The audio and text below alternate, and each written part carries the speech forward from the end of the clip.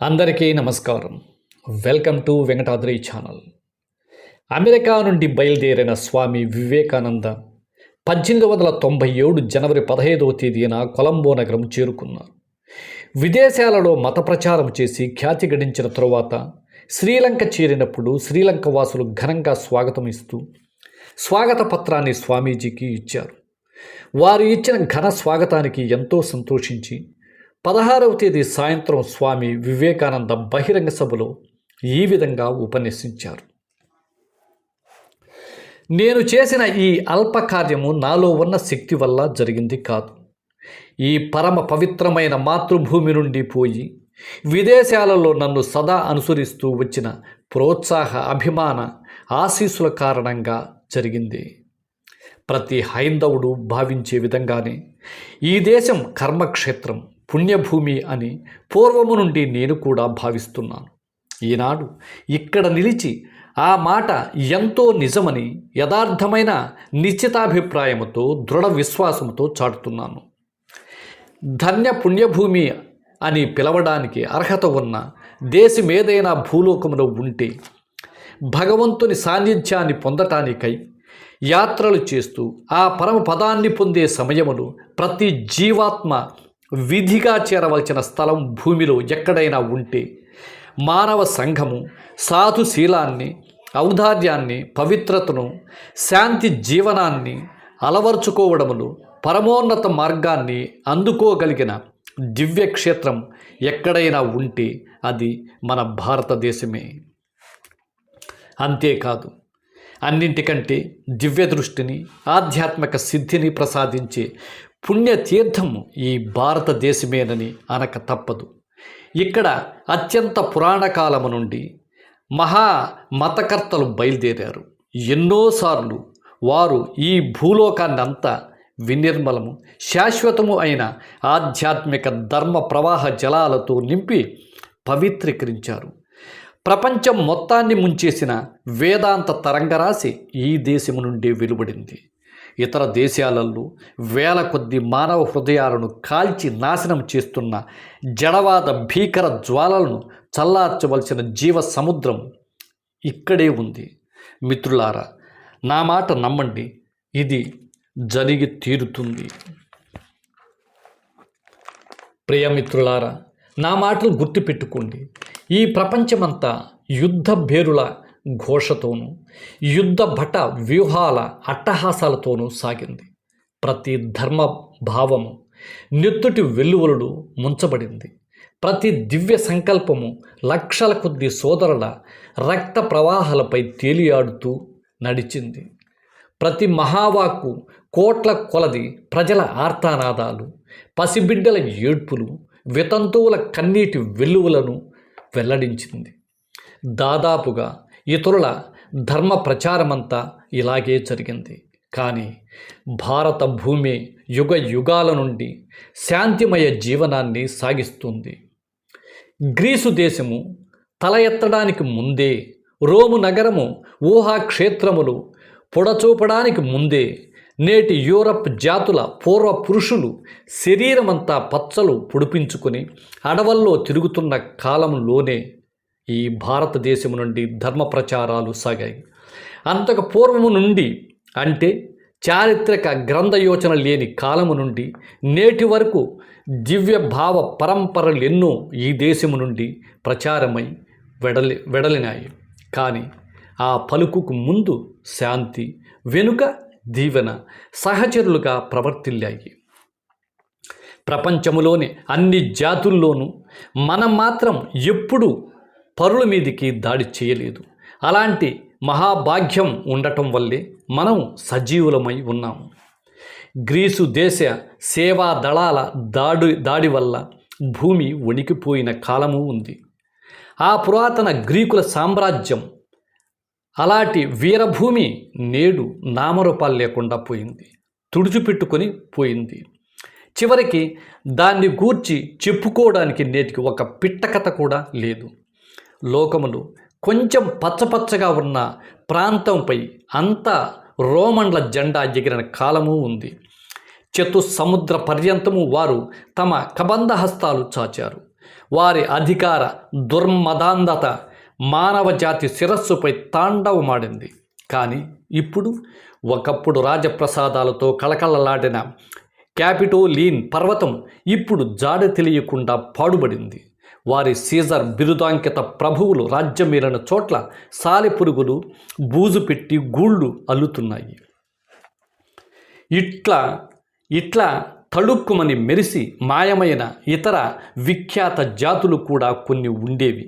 కానీ ఏదో కొన్నేళ్ల పాటు విజయగర్వంతో ఒళ్ళు తెలియక మిడిసిపడి నీటిపై చెరలాడు చిన్న అలలలాగా అవి అన్నీ మటుమాయమైపోయాయి.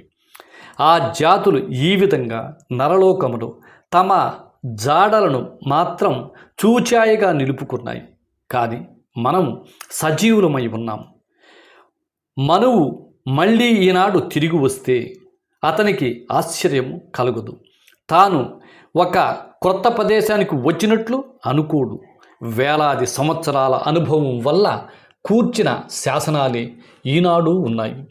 తరతరాల నుండి ఆచారంగా వచ్చిన వివేక ఫలితంగా అనేక శతాబ్దాలు అనుభవసారము తమలో జీర్ణించుకుని నిత్యం సనాతనాలై కనిపించే ఆ సిద్ధాంతాలే నేటికీ ఉన్నాయి.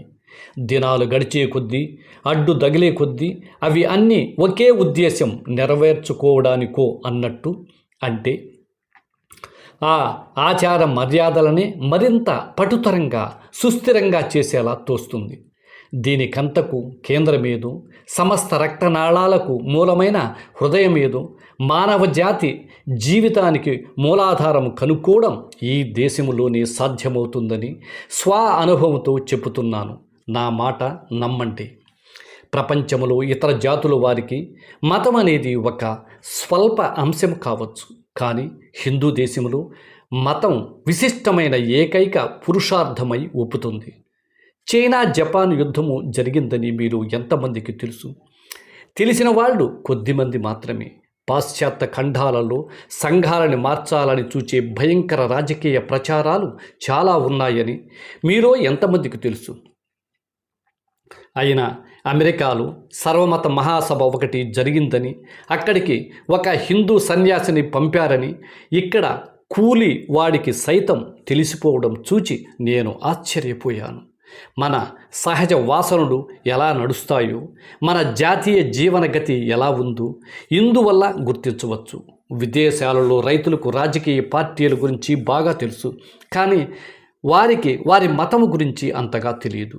మరి హిందూ దేశంలో రైతుకు రాజకీయాలు తెలియవు, కానీ మతము గురించి బాగా తెలుసు. భారతదేశం లోకానికి ముఖ్యంగా ప్రసాదించవలసింది ఇది.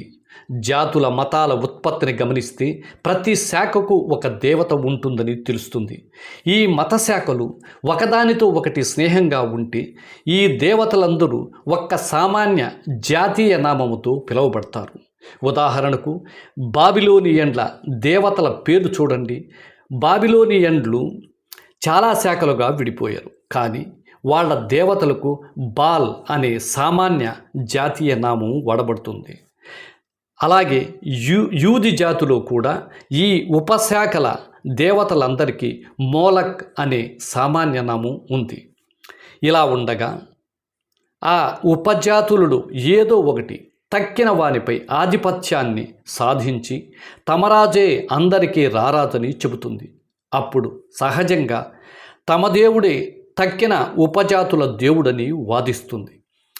బాల్ మెరోడాక్ అధిక మహిమ ఉన్నవాడని, తక్కిన దేవతలు తక్కువని బాబిలోనియన్లలో ఒక శాఖవారు చెబుతారు.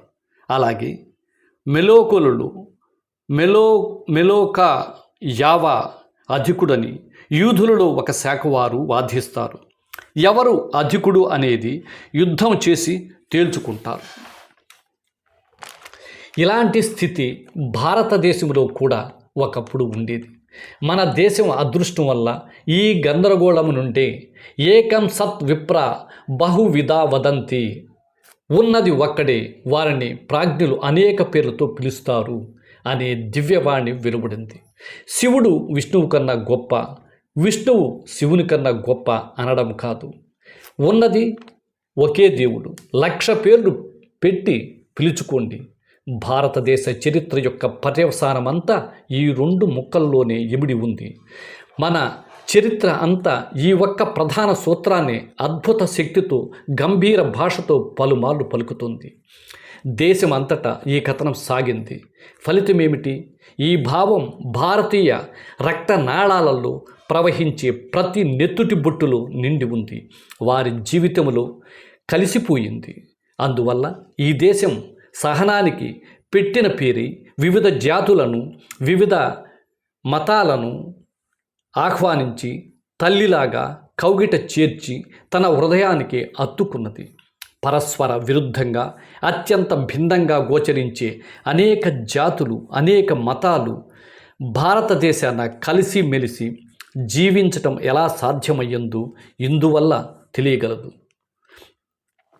కాబా వైపు తిరిగి చేసే నమాజులు, క్రైస్తవ చర్చిల్లోనే మోకరింపులు, బౌద్ధ ఆలయాల్లో ప్రణతులు అన్నీ దేవుని గుర్చి. వారికి ఆ విషయం తెలియవచ్చు, తెలియకపోవచ్చు. ఏ పేరు చెప్పి పూలు అర్పించినా అన్నీ ఆ పరమాత్మకే. భిన్నత్వం అంతా అంతరించిపోవటం అసంభవం.